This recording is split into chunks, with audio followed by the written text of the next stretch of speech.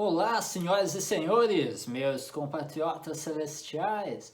Você está no Teofilia e desta vez vamos falar sobre economia, o livre mercado e seus inimigos, de Ludwig von Mises.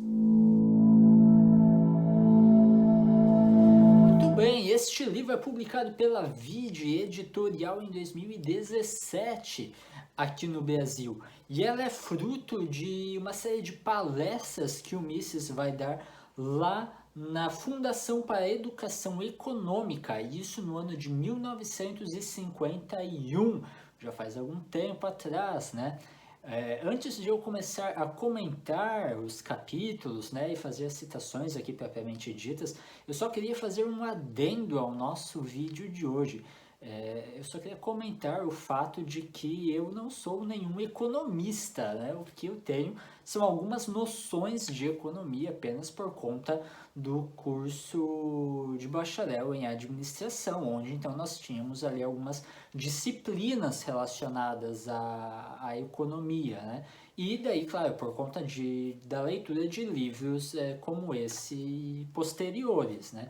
Mas, de qualquer forma, né, fica aí o adendo, né, eu vou tentar me manter humilde nas minhas interpretações aqui, porque pode ser que cá ou lá eu entenda alguma coisa de forma assim equivocada, coisas assim, né? Então, vamos lá, eu vou dando os meus comentários, né, mas estejam cientes disso aí. Eu queria começar então pela introdução do livro, onde nós vamos ter alguns dados biográficos do autor. Eu achei isso várias curiosidades muito interessantes ali. E um dos fatos bacanas é de que ele lutou na Primeira Guerra Mundial. Eu não sabia disso. Ludwig von Mises. Vários outros autores mundialmente famosos também haviam lutado na Primeira Guerra, né? O C.S. Lewis, eu sei que lutou na Primeira Guerra, também o Tolkien lutou na Primeira Guerra, o próprio Adolf Hitler também lutou na Primeira Guerra Mundial, né? E aí agora temos mais um para fazer parte da turma aí que batalhou lá. Na página 13, eu quero ler então a primeira citação que eu achei pertinente, achei interessante no livro. E lá a gente encontra o seguinte: Mises demonstrou que, com a nacionalização dos meios de produção e a abolição resultante do dinheiro, da concorrência de mercado e do sistema de preços, o socialismo levaria ao caos econômico e não à prosperidade social. Assim, além da tirania que o socialismo criaria devido ao domínio do governo sobre todos os aspectos da vida humana, né? Estamos falando de um Estado gigante que é totalitário, que comanda todas as áreas da vida do indivíduo, né? Ele era também intrinsecamente insustentável como sistema econômico, né? Então está embutido ali. Então o socialismo em si mesmo traz em seu bojo essa questão, né, da falência financeira, da falência econômica do país, né? E a gente tem visto realmente isso se aplicar repetidas vezes em todos os países que adotam medidas, né, econômicas que se aproximem do socialismo. Acho que o caso mais próximo de nós, localmente falando, né, fisicamente falando e também temporalmente falando, foi aí o caso da Argentina, né, nosso país vizinho, que também teve suas dificuldades por conta de algumas ações do seu presidente. Outra colocação aqui que me chamou a atenção é sobre uma reunião que eles tiveram, um encontro aqui, e aí alguém fez a pergunta para Mises, foi a seguinte: a pergunta final foi feita à meia-noite. Professor Mises, eu concordo com o senhor que caminhamos para tempos perturbadores, mas suponhamos que o senhor fosse o ditador dos Estados Unidos. O que o senhor faria? Mais rápido que um piscar de olhos, ele respondeu: eu abdicaria. Ou seja, né, eu jamais seria o ditador, né, eu abdicaria, eu largaria a mão. Né, o país tem que ser livre e não estar nas mãos de um ditador. Vai então mandar como é que deve ser os rumos econômicos da coisa, né, o que cada empresa deve ou não fazer coisas assim. As pessoas aqui devem tomar essas decisões nos seus empreendimentos, nos seus negócios particulares. Aí mais alguns dados aqui a respeito dele na página 21 que me chamaram a atenção. Um deles é que ele era extraordinariamente culto em todos os campos do conhecimento. Isso daqui me chamou muito a atenção, porque eu me identifiquei não por ser extremamente culto, mas por ter curiosidade em algumas áreas do conhecimento. Vocês podem notar que pelo Teofilia, como nós discutimos desde a filosofia, a apologética, a teologia, ciências, história, né? É bastante coisa, política, né? E agora ainda mais a economia também. Então, eu acho isso uma coisa muito bacana, né? Que haja essa amplidão de assuntos dentro da nossa mente, né? É um dos motivos pelos quais eu admiro tanto, por exemplo, o Alistair McGrath, né? Que o cara conhece muito de muita coisa, escreve muito a respeito de muitos assuntos. É a intencionalidade do homem que torna as ciências humanas intrinsecamente diferentes das ciências naturais, né? Se eu pego a maçã de Newton e jogo no chão, ela invariavelmente vai cair no chão, porque ela não tem o poder de decisão sobre cair ou não cair. De forma diferente, somos nós que temos então essa liberdade de agir ou não agir em determinado sentido. Isso torna as ciências humanas então diferentes das ciências naturais. Isso também permite que Mises demonstre porque a teoria do materialismo dialético e do determinismo histórico de Karl Marx é fundamentalmente um mito e uma fantasia. E ele conclui um pouquinho depois. Ele explica como a demanda por bens, sempre orientada pelo cliente, é o que realmente fornece o estímulo e as oportunidades de lucro para que os empreendedores, de forma criativa, organizem e guiem a produção de modo a servir aos desejos e necessidades do público comprador. De fato, né, eu leciono administração e é sempre isso que a gente passa para os alunos, né, de que a gente vai se esforçar em atender às necessidades dos nossos consumidores, afinal, eles não são obrigados a adquirir os nossos produtos, nós precisamos conquistá-los, né? Eles compram, não é simplesmente o nosso produto, eles compram a satisfação de uma necessidade deles, é essa satisfação que nós vendemos, né? Uma solução para os seus problemas. E aí ele coloca aqui também uma definição então para o socialismo que eu achei muito interessante. O socialismo significa, na prática, o caos planejado, né? Então, né, o planejamento vindo de cima para baixo, né, do Estado para as organizações, acaba sempre no caos, e um caos então planejado pelos de cima. Vamos logo à palestra de número 1, que ela se chama A Economia e Seus Oponentes. Aqui ele vai mencionar o Adam Smith, então, que é tido assim como o pai do capitalismo, né, da teoria econômica. E ele vai dizer o seguinte: Adam Smith citava o sapateiro. O sapateiro não faz sapatos por motivos altruístas, ele nos fornece sapatos por causa de seu interesse egoísta. Sapateiros produzem sapatos porque querem trocá-los por produtos de outras pessoas. Todo homem, ao servir a si próprio, serve ao interesse de outros por necessidade.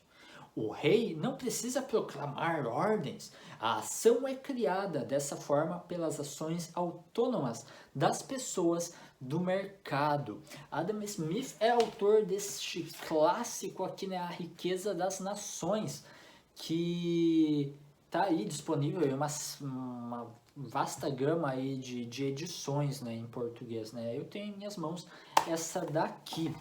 E aí eu quero pular logo para a palestra de número 3 agora, que é O Homem em Ação e a Economia. Daí nós vamos para a página 41. O primeiro mal entendido é a crença de que a economia não lida com o modo como os homens realmente vivem e agem, mas com um espectro criado pela economia, um fantasma sem contraparte na vida real. A crítica geralmente feita é que o homem real é diferente do espectro do homem econômico. E isso aqui me remeteu bastante às teorias mais contemporâneas da economia, que nós vamos chamar de economia comportamental, das quais eu penso que estes dois livros aqui são os maiores representantes. Um deles é então Misbehaving, do Richard Thaler, e Rápido e Devagar, do Daniel Kahneman. Eu li a ambos os livros, tá? E realmente há pontos bem interessantes neles, né? Coisas pertinentes que eu acho que são muito bacanas da gente refletir. Eu penso que eu não tenho assim bagagem intelectual suficiente, economicamente falando, para fazer aí um juízo de valor, né? Fazer uma comparação entre eles e aqui o Mises, coisa e tal, né? A gente vai aprendendo ainda, a gente vai crescendo nisso aí. Então, por hora, eu me abstenho aí de maiores comentários nesse sentido. Mas a citação do Mises, então, me remeteu bastante a essas teorias, então, da economia comportamental. Vamos para uma definição que ele dá na página 50 do nosso livro. A definição, então, de economia. A economia, segundo Mises, é a teoria da ação humana. Então, a ação humana teorizada, isso leva o nome de economia. E, de fato, a maior obra de Ludwig von Mises é este livro aqui, que se chama Ação Humana, né? Este livro eu ainda não o li, tá? Este ainda está aguardando a sua vez, mas é a maior obra, é a obra magna, então, do Mises, tá? Um livro que eu ainda quero gastar algumas horas nele também. Em seguida, ele continua na mesma página. Quando você introduz números na economia, que é então essa teoria da ação humana, não está mais no campo da teoria econômica, mas no campo da história econômica. A história econômica é também, é claro, um campo muito importante. A estatística no campo da ação humana é um método de estudo histórico. Então ele faz essa distinção aí entre o que seria a economia propriamente dita e a história econômica. Então, como é que as coisas funcionaram ao longo da história, né? Vamos para a palestra de número 4, que se chama Marxismo, Socialismo e Pseudociência. Acho que eu não preciso explicar o que é pseudo aqui, né? É uma coisa que é falsa, né? Então, algo que traz para si o título de ciência quando na verdade não o é. E aqui ele vai citar então a teoria marxista. A força impulsionadora de Karl Marx não era a Geist, e aqui ele está se referindo a um termo empregado por Hegel, tá? Geist, que é então esse espírito da época, né? Uma espécie de entidade, é uma coisa assim que direciona a mentalidade de cada época, ou o espírito. Mas há o que ele chamou de forças produtivas materiais. Essas forças impeliam a história da humanidade através de vários estágios sucessivos, e o penúltimo deles era o capitalismo, porque o próximo então seria o socialismo, né? Depois do capitalismo viria inexoravelmente o último estágio, o socialismo. Assim, de acordo com essa teoria, a chegada do socialismo é inevitável, determinada pelas forças da história. De fato, o Karl Marx ele é um hegeliano, né? Ele vai beber muito nessas fontes das teorias de Hegel, né? Um filósofo alemão. Aí vamos para a página 61, ainda sobre Karl Marx. Outra dificuldade é que o próprio Karl Marx, que se dizia porta-voz do proletariado, não era um proletário. Ele era filho de um advogado muito bem de vida, casou-se com a filha de um Junker, que é um pessoa assim da nobreza, né? Um Junker da Prússia, e seu cunhado era o chefe da polícia prussiana. Seu associado, Friedrich Engels, também não era um proletário. era o filho de um industrial e era ele mesmo um empresário manufatureiro. Bom, isso é demérito em si mesmo?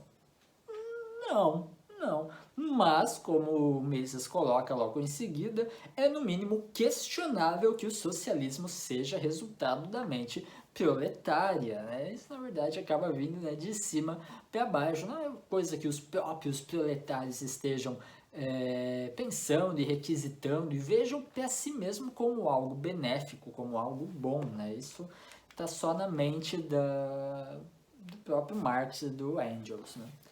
Vamos para a palestra de número 5, Capitalismo e Progresso Humano, página 71. Lá nós encontramos: tem se perguntado por que os gregos antigos, por exemplo, cujo conhecimento da ciência era tão avançado, não fizeram uso prático de suas descobertas. De fato, em algumas conversas, em alguns diálogos que às vezes eu tenho, e a gente trata então sobre essa questão do desenvolvimento da ciência moderna e de como isso dependeu dos pressupostos filosóficos que o cristianismo rendeu à cultura europeia. E aí a pessoa, né, o cidadão, argumentou nesse sentido dos gregos, né, como ali eles já tinham a sua ciência, já tinham algum desenvolvimento. Os pré-socráticos já foram mencionados, né, e coisas afins. E realmente há essa pergunta, né? Por que eles, então, que já conheciam algumas coisas, não fizeram uso disso de forma prática, né? Já foi dito que eles tinham o conhecimento científico para desenvolver ferrovias, mas eles não o fizeram. Por que não?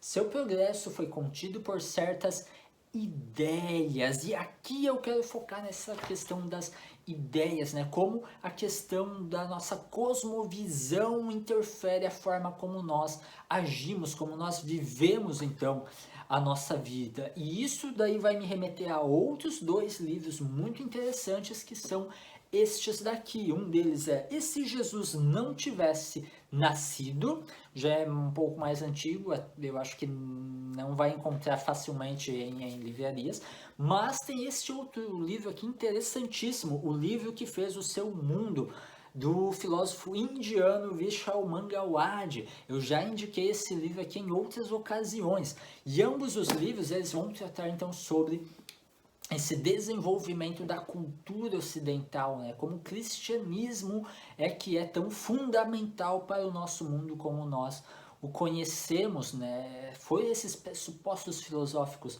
judaico-cristãos que forneceram essas ideias, então, para o florescimento aí da ciência moderna, a revolução industrial, né? Que beneficiou, então, milhares de pessoas ao redor do mundo a partir de todos esses produtos que nós podemos hoje adquirir de forma livre, né, num mercado aí relativamente livre. Então, vamos para o capítulo de número 7 agora, o padrão ouro, sua importância e restauração.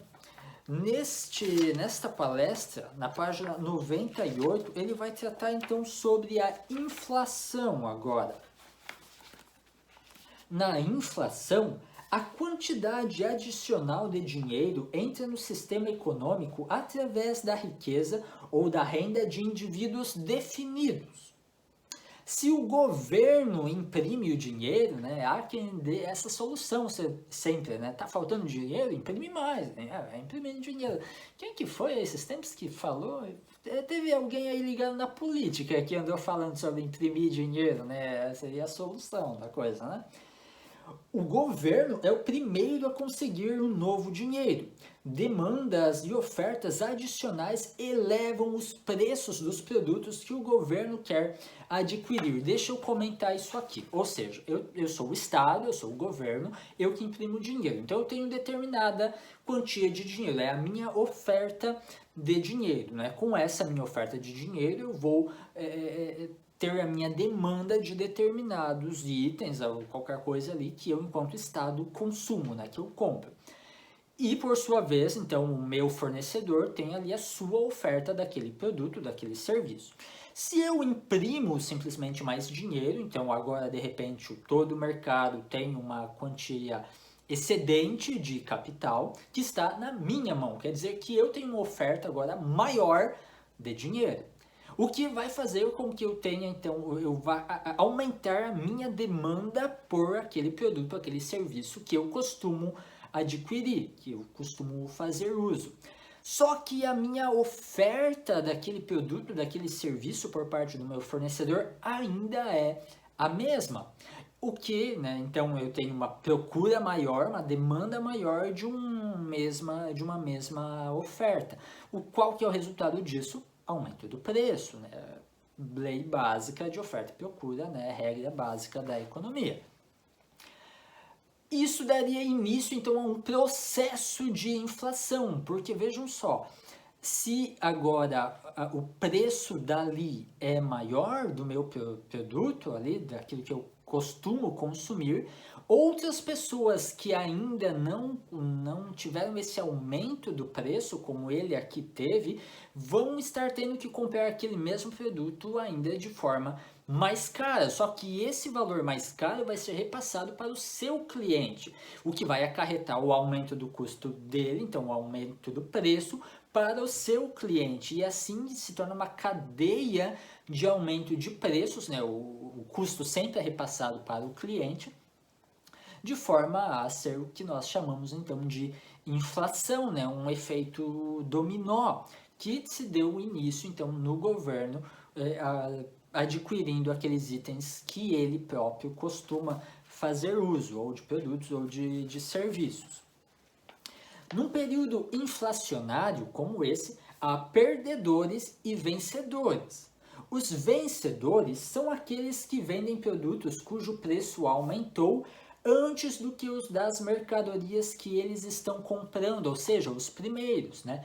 Eu agora vou vender, digamos, para o governo a um preço maior, por conta, então, dessa procura maior para a mesma oferta que eu possuía, mas os itens que eu estou comprando ainda não aumentaram de preço, ou seja, eu estou sendo vencedor. Mas como os meus preços estão mais caros, e isso vai incluir outros que possuem a mesma oferta de dinheiro, né? Pessoas que não são o governo, que não chegou na mão deles esse dinheiro excedente, eles estão tendo que pagar mais caro por um produto cujo o preço que eles estão recebendo ainda não é maior.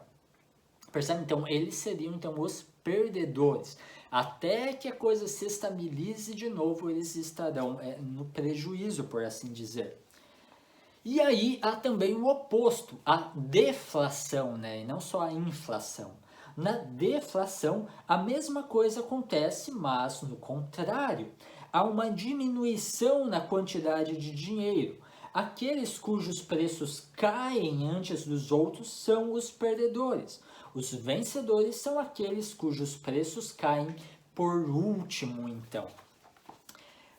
Aí, na próxima página, a página 100, ele vai dar um exemplo que eu achei muito interessante. Ele diz o seguinte: se às vésperas da inflação você tivesse tomado emprestado 100 dólares, com os quais fosse possível comprar 10 unidades de A, então é de um item qualquer, né, que ele nomeou aqui como item A.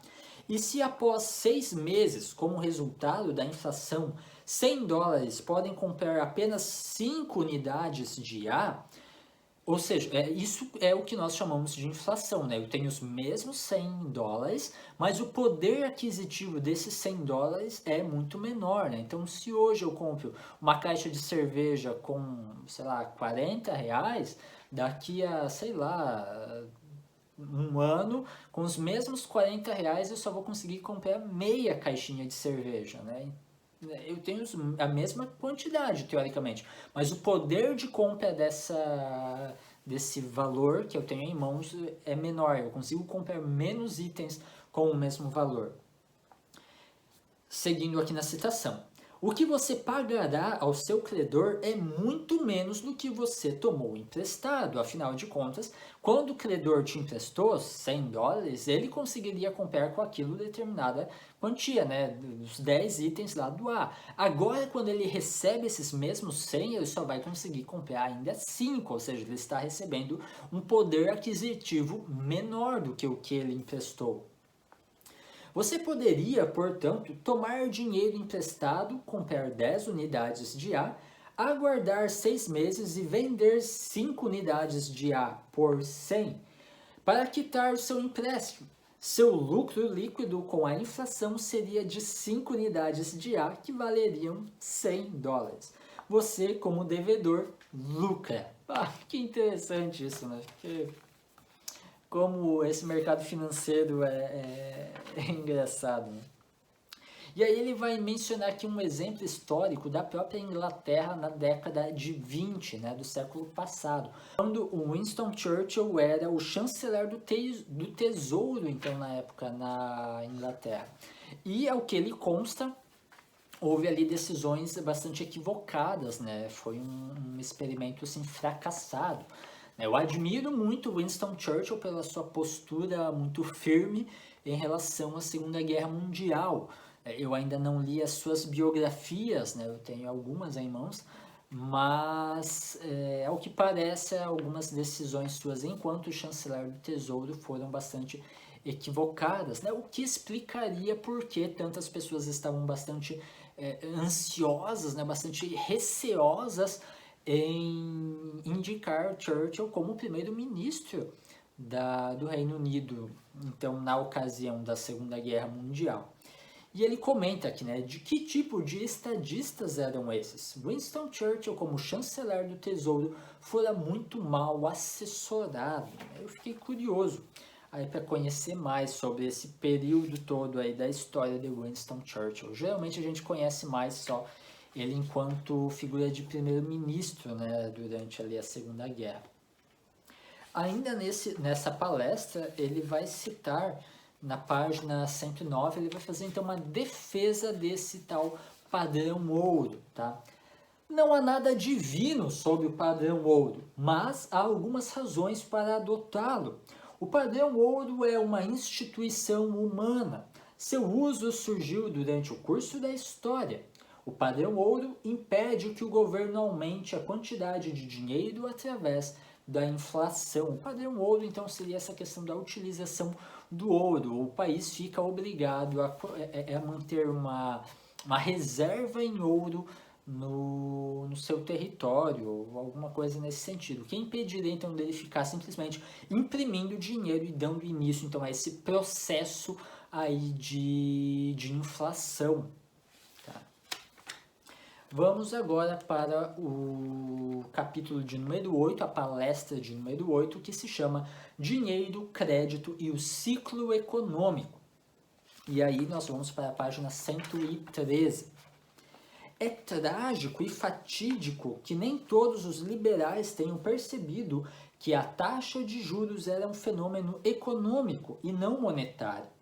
Esses liberais não somente falharam em lutar contra, mas até mesmo ajudaram a fundar os bancos centrais governamentais com privilégios especiais, acreditando que esses bancos baixariam as taxas de juros.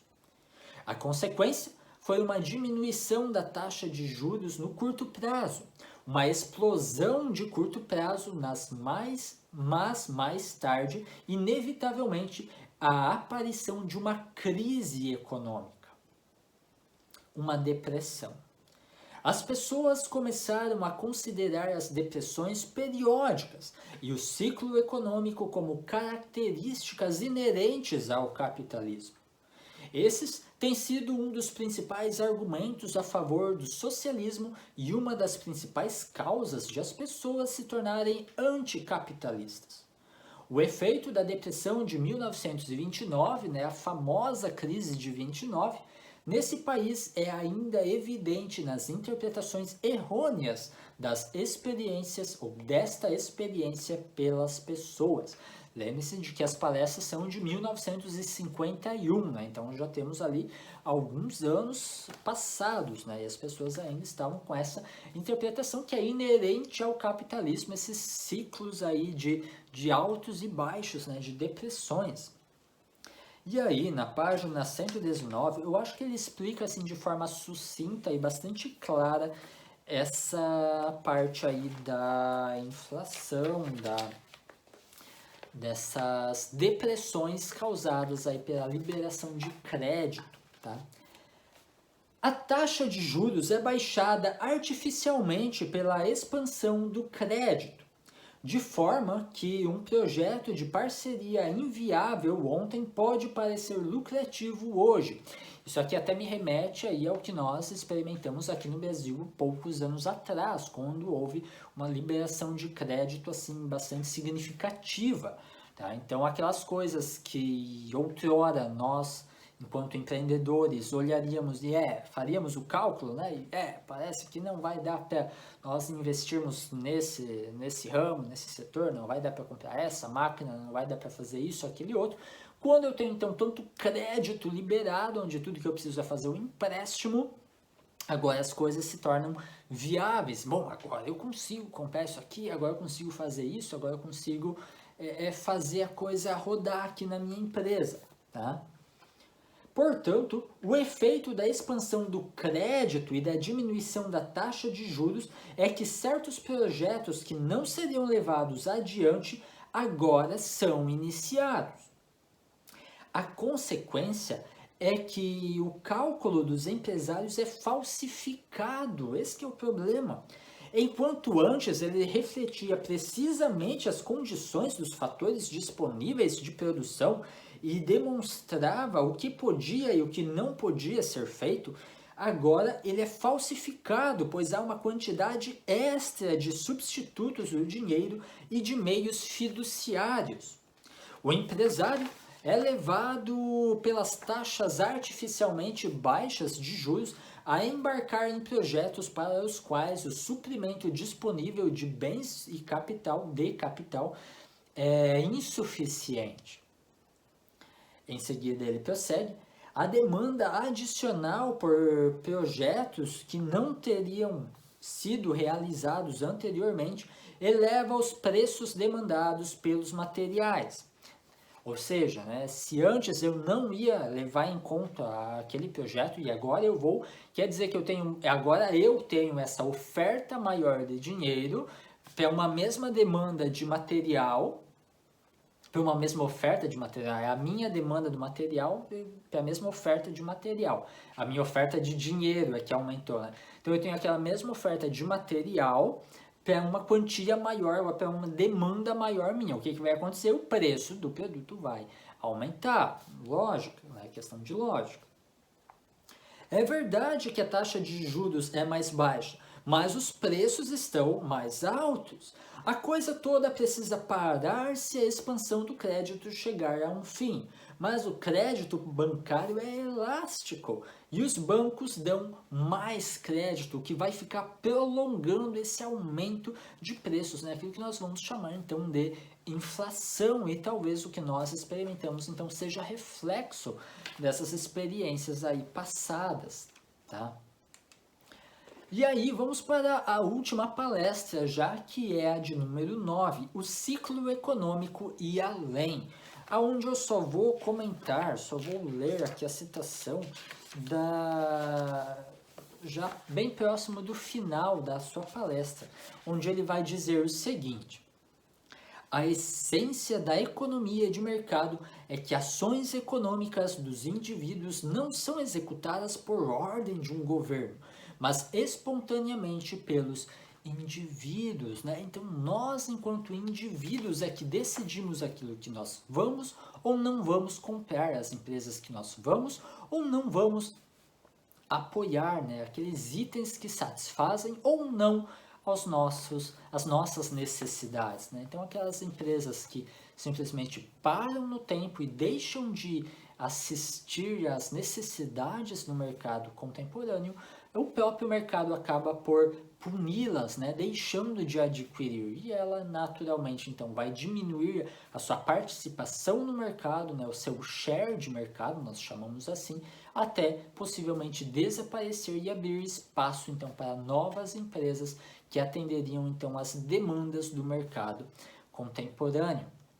Poxa vida, eu tenho quase certeza de que eu gostaria de ter falado sobre algo que eu não falei. Ah, sim, lá na introdução ainda eu deixei passar alguma coisa. Bah, ainda bem que eu lembrei agora, hein? Ah, achei aqui o que eu queria falar. Eu deixei escapar uma citação lá do capítulo 5, Capitalismo e Progresso Humano, e é uma citação que está na página 81. No longo prazo, cada país deve ser governado de acordo com as ideias da maioria. Se o governo de um país é contra as ideias das pessoas, cedo ou tarde a maioria causará um levante revolucionário e eliminará os líderes.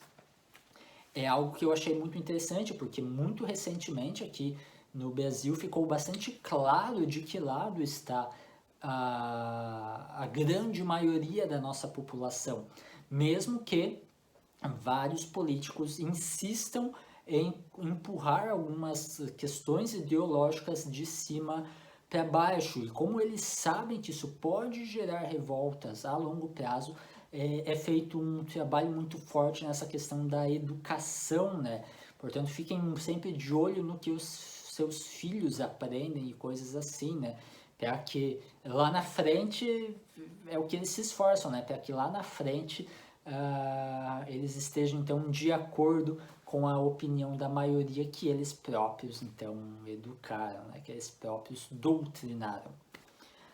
Pessoal, até aqui então os meus comentários. Eu fico por aí e falou! Até a próxima resenha!